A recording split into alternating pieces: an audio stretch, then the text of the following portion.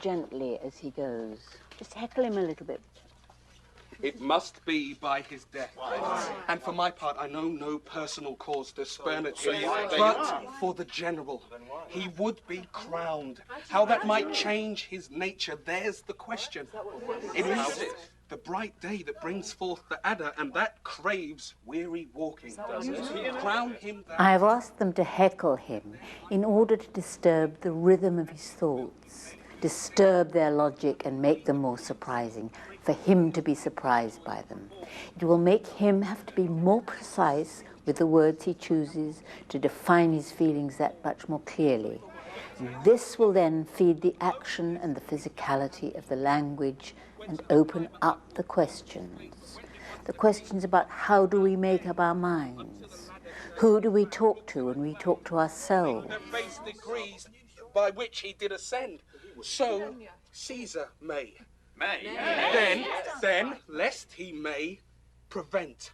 And since the quarrel will bear no colour for the thing he is, fashion it thus, that what he is augmented would run to these and these extremities, and therefore think him as the serpent's egg, which hatched would, as his kind, grow mischievous and kill him in the shell. What did you feel about that? Okay. I feel like to imagine it while you're acting would be brilliant. Yeah. How did that feel to you? That was very helpful. Yes. In order to actually bring out the internal Yes. conversation that he's having with himself. Conversation is the right word. The Not sense dialogue. of Conversation is yeah. right. Yeah, it is, isn't it? yeah, because he's showing he's continually giving images. Well, it's in certain places images of goodness, and deliberately balancing them with badness. When he says that it's the bright day, it's a bright day, but bright days bring out the adder, and therefore walk carefully. It's a constant. Juxtapositions of all of the images that he's choosing to pick out. There is a resistance in your mind to this. That's the thing, isn't it? I mean, it's almost like he's having the mirror image is very good, that he's having a fight with himself. Yes. Well, it's the obstacles. I mean, basically, that's what, speaking methodese, these obstacles are created that you can imagine, like, we were saying, it would be wonderful then to have this exercise to help you when you're standing there on stage by yourself. And it also to spur you on. then can't help but move from being in any way reflective to jumping to being ultimately active. Yeah. Exactly. And which is, I loved listening to you do it on the floor. Actually, I think somewhere in the middle is probably the best. This was almost too.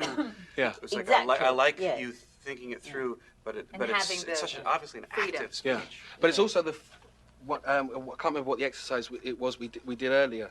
But the fear of actually speaking the words, actually to have these thoughts. It was the Macbeth thing, if it were done when 'tis done. Actually to contemplate assassination in itself is treasonous. The sense of even thinking these things are as dangerous as doing them. But it's actually your first statement is you've jumped into the breach by saying it must be by his death. The rest of the speech is you kind of justifying that statement. It's a bungee jump, isn't it? Yeah, I'm going to take it. By the end, he convinces himself that he's saying something brilliant. Yeah. He starts off doubting it. Actually, no, that's a really good image, and that's brilliant. And yes, and, it's like. It's wonderful how he introduces the image of the ladder, and he follows it completely through. It goes on for 1, 2, 3, 4, 5, 6, 7 lines almost.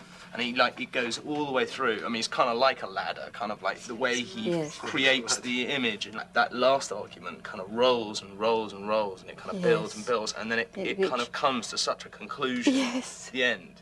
Kill him in his shell. He gives himself a hook where